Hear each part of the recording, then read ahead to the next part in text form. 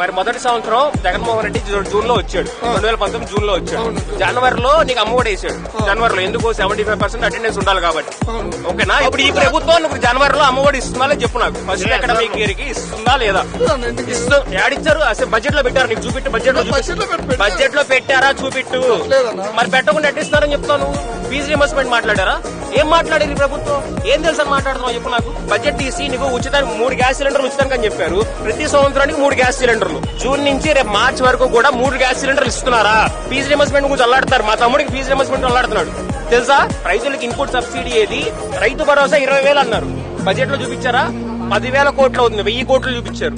Metro రైలు అన్నారు. Metro రైలుకి ఎంత పెట్టారు? 20,000 కోట్లు అవుతుంది. బడ్జెట్ లో పెట్టింది 50 కోట్లు. ఏం తెలుసు అని మాట్లాడతారు? నాకు అర్థం కాదు. వచ్చేసి అది ఇది అసెంబ్లీకి రావట్లేదంటే ఆయన ఒక్కడు అక్కడ కూర్చొని మాట్లాడుతున్నాడు. 1:40 నిమిషాలు పట్టింది.